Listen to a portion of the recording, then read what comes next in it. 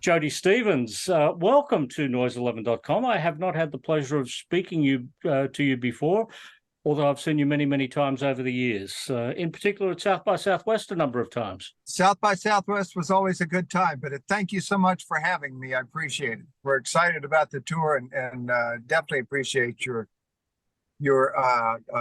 helping support that. Well, those pretty wrongs are coming to Australia, and it's going to be good to see you back in Australia again. When was the last time you were here? That's a cool phrase, see you back in Australia. I think we were there in 2017, maybe March 2017, for our first record. And then we were planning to come back after the release of Z for Zulu. And of course, then the pandemic hit, and now we've got holiday camp out, and excited about coming to support that and seeing friends that we met the first time around. Well, had it been 2019, it would have been 2 albums. Now we have 3 albums. That means we have a bit of juggling to do in the set list, I would imagine. Yeah, there are a few we'll do from the other records, but we'll feature a holiday camp from start to finish. Oh, really? Wow, that would be quite a treat. It's a great record, start to finish. Yeah, it just seemed like a good idea. Well, playing an album from start to finish alludes to the fact of the rock opera, holiday camp. It has its association with Tommy's Holiday Camp. Was this album designed as one piece of music? Not particularly, no. It just kind of came out that way. I guess it was written during the pandemic, and so that may have tightened the focus or a thinking process that led us to songs that maybe one song might support or refer to the other. But actually, you mentioned Tommy's Holiday Camp, and I thought about it after the fact. But I was watching the Beatles documentary, Let It Be. The new version, and John Lennon was talking about getting back from holiday camp in India, and it just stuck. Luther and I are big Beatles fans, so a lot of things from the Beatles stick with us. Well, let's talk about Luther Russell, who you are talking about there. Luther is the other half of those pretty wrongs, and you and he both got together when you were doing the BIGSTAR movie. Is that correct? We did indeed. I was introduced to Luther by Gary Gersh, who was an A&R rep at Geffen, and happened to be Luther's and also the Posies. So I met John Kidd and Luther all about the same time. But at any rate, just fast forward, and they were releasing the BIGSTAR documentary, Nothing Can Hurt Me, and that's thanks to Daniel McCarthy. But a movie theater in California, in Santa Monica, wanted me to come sing some songs. So I knew about Luther's talents and witnessed them firsthand, and just brought him on board immediately. And John Hour showed up, and so it was a pretty killer performance. Outside of, I had just done 2 days of interviews in New York City, and was flying into LA, and I lost my voice.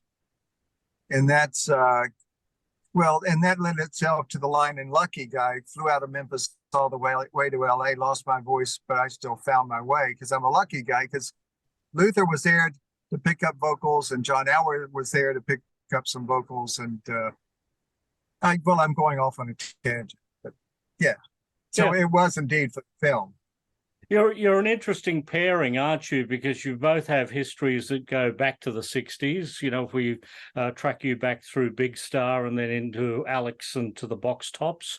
And Luther is, also has a lineage going back to his first teenage band with Jacob Dylan, but then to his grandfather, Bob Russell, who was around the same time as the Box Tops, and putting out just as sizable hits. I think Bob was the co-writer of He Ain't Heavy, He's My Brother, wasn't he? He was, as well as He Ain't Don't Get Around Much Anymore. He wrote a couple of songs with Quincy Jones. They were nominated for Academy Awards. So he had a pretty amazing career of being a lyricist. So with these shows for those Pretty Wrongs, there haven't been that many shows, have there, since we've since COVID started and sort of we came back. There's only been a couple of shows so far this year. I think you've announced a UK tour for after Australia, but in 2022, 2021, there hadn't been that many performances by this band, have there? We played a show in Memphis, I think last year, possibly in July. And that could be about it. Other than we played Rough Trade record store at Rockefeller Center in New York. And then the next day we played Union Pool in Brooklyn. So, and that was about a month and a half ago or so. But that's it. To answer your question, no, we haven't played many at all.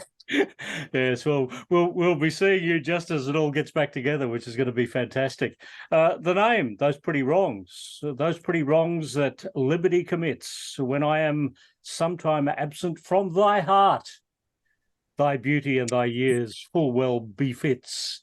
For still exactly follows where thou art. I'm a pretty lousy poetry reader. I will apologize. No, that sounded pretty good.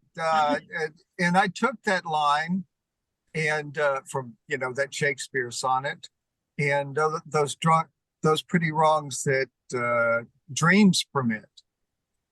Because you can dream about things. And in the line, I can't even think of the name of the song. But at any rate, so Luther saw that line in the song and said, hey, those pretty wrongs would make a great band name. And all this, so all of a sudden we had a band name. Yeah. And not long after that, a couple of songs popped up, Lucky Guy and Fool of Myself, an A-side and a B-side. Now, Lucky Guy gets played sparingly these days, I would imagine. Fool of Myself is a lot rarer. It didn't even make the album, did it? The first album. Do you perform that? Right. Ever?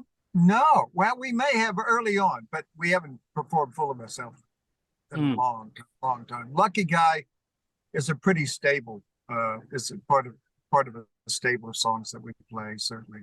And you recorded the album in Memphis, these Ardent studios, where you recorded all your BIGSTAR stuff there, didn't you? We did, indeed. Yes, thanks to the mentoring and generosity of John Fry, and brilliance, actually. John Fry was the Ardent's owner and founding father. And actually, he was the primary guy, but the other two guys were Fred Smith, who founded Federal Express, well, several years later, and then John King, who was part of the, BIGSTAR documentary. And John was responsible, for those that know, of the Rock Writers Convention that BIGSTAR played in '73. So he was a promotions guy, wonderful human being. But yes, recorded at Ardent with John Fry. We were lucky. John's a brilliant engineer, has an amazing ear, and those records sonically stand up to anything out anytime. Tell me about Memphis in 1971. What was it like as a town back then? A lot of blues rock. ZZ Top was really big here. I'm a ZZ Top fan myself.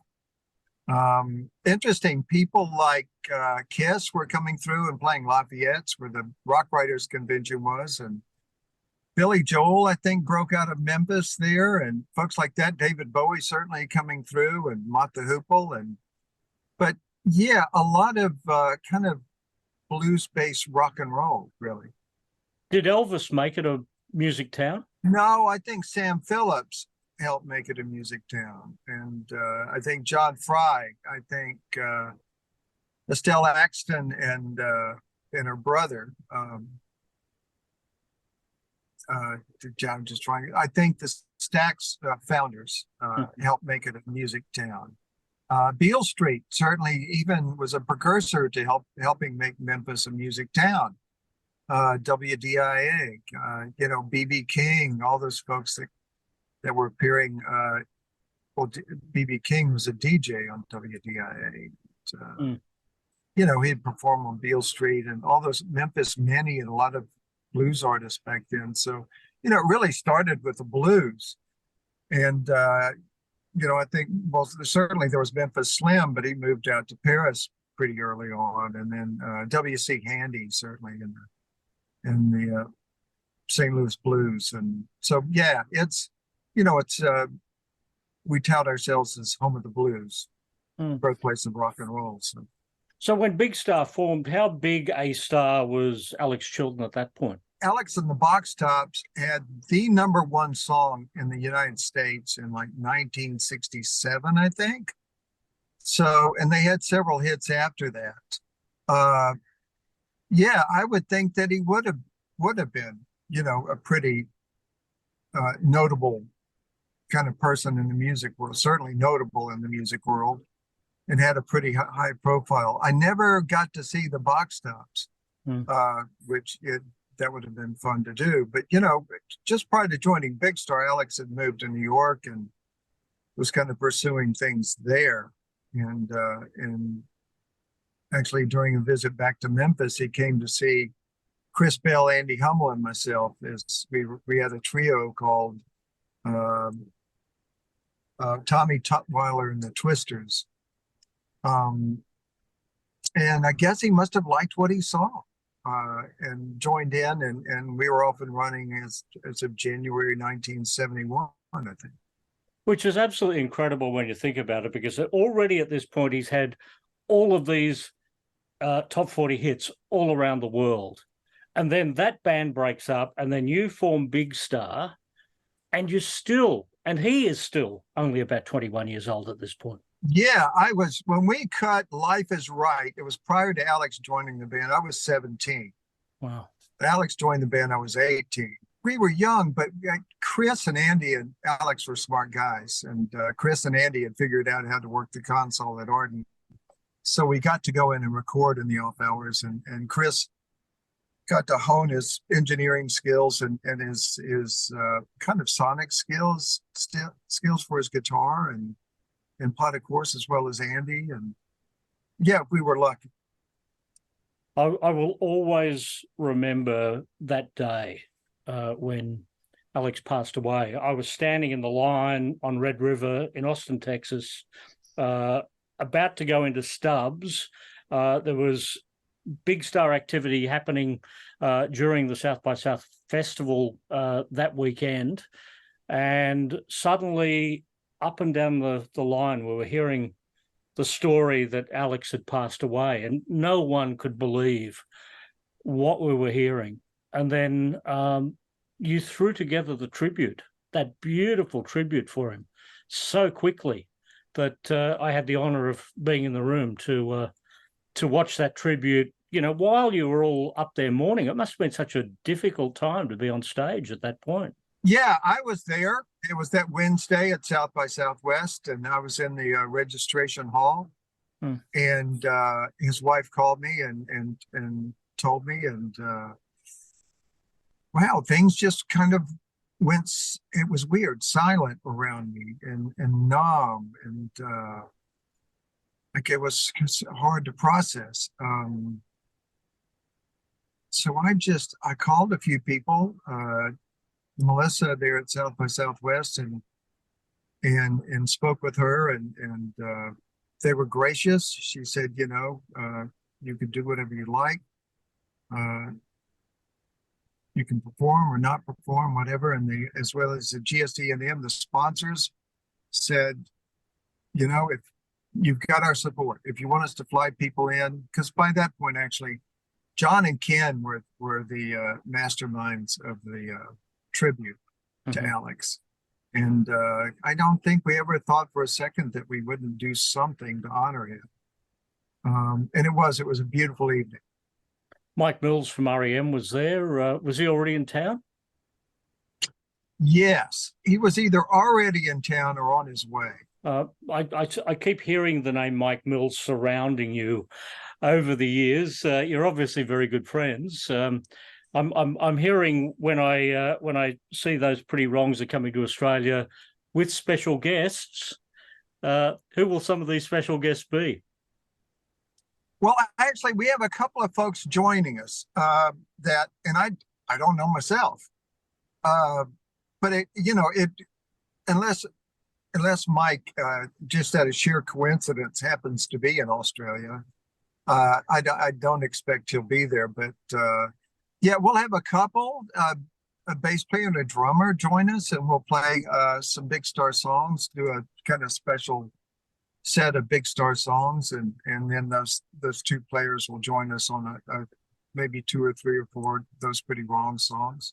But so just, you know, because Luther and I are a duo, and Luther plays acoustic guitar and I sing lead and he sings harmonies, and so we'll do the holiday camp set, just the two of us, and it works really well. There's some kind of intimacy there when there are just two people and singing and one guitar, and then those folks, the additional players, and will join us, and we'll do some Big Star songs, and then they'll come back and join us, and we'll do a couple of Pretty Wrong songs. Yeah, I can't wait to hear those Big Star songs live. That's going to be interesting, and particularly coupled with the complete holiday camp album. It's going to be quite a special event. And Luther will actually be singing lead on a couple of the Big Star songs. Oh, fantastic! So that will be cool. Yeah. Yeah, that term power pop gets associated with Big Star. Do you consider yourself the first of the power pop bands? Because there was the Byrds, wasn't there, before that? When I listened to those Pretty Wrongs, there's definitely a lineage that goes from those Pretty Wrongs all the way back to the Byrds. But the Byrds must have also been a big influence on Big Star. Where did the power pop start? With Big Star or with the Byrds? God, I guess for me would be the Byrds, because there's not a whole lot. You know, Big Star may have had a bit more grit or something, and may have delved more into, boy, I you know, personal feelings a little heavier. But you know, I would say the Byrds probably being precursor, or the power pop band. I don't know. It's not a bad thing. But back in the day, people actually called us a punk band. I don't know where that came from. It's interesting, isn't it? With Big Star, Big Star was never a huge band in the day. It's recognized more now historically, and I think another band that comes to mind when I think of things like that is the Stooges. You know, the Stooges never had this impact in the day, but now we look back on them as godfathers of their era. Is it like that for Big Star with you? Do you feel a bit like that it got overlooked at the time and is appreciated more in the 21st century than it was in the 20th century? Definitely a bigger audience in the 21st century. But boy, the people that were fans, and I'm surprised at how early some people got turned on to Big Star in Australia. I mean, you know, pre-internet, 78. My friend Daryl Mather was turned on to Big Star in 78. And then I just heard from a couple of other people down there that they were turned on to Big Star that early. You know, I still consider myself lucky. I don't know that we were overlooked, because we just had a little bit of a distribution problem. And radio stations would play the music, but there wouldn't be any record sales because there would be no records in the stores.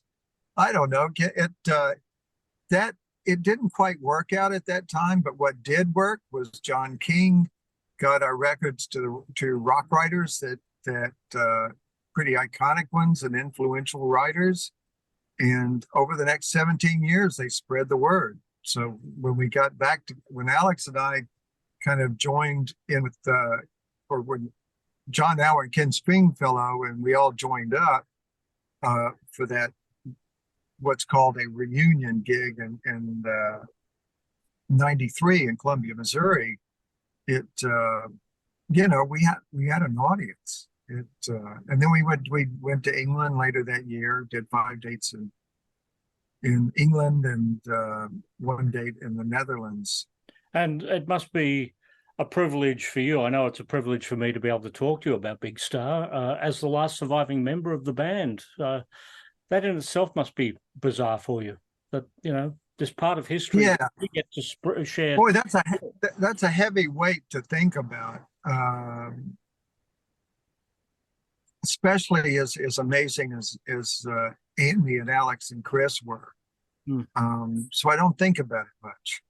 I just focus on, you know, the beautiful songs that they wrote, and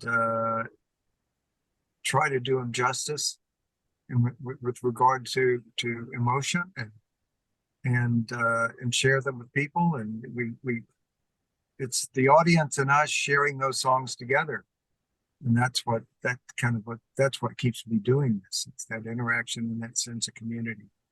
It's great to see you, you know, sharing the talents with the next generation as well. Lemon Twigs, the student becomes the teacher. That was a recent guest appearance from you. How'd that come about? I love those guys. I love those guys. They are just amazing. Delightful people too. They called, their tour manager called and said, "Hey, we'd like to come by for a studio tour." And so he set up the tour, and they came by, and I just, you know, fell in love with those guys and the record they left behind for me to listen to. And you know, maybe some time passed, and I got a phone call, and they said, "You want to come up and sit in on a couple of songs?" And so I went to their parents' house, spent the night there. I felt like it was a sleepover.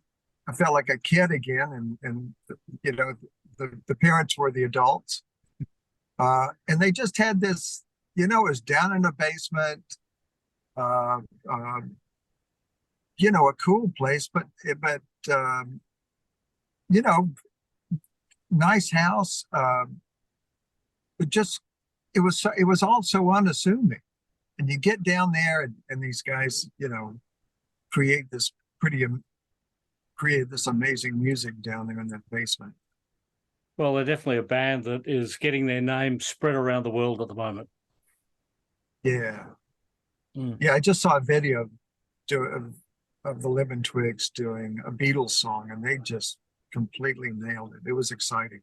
Well, we'll be seeing you down here starting August 5. This tour gets underway.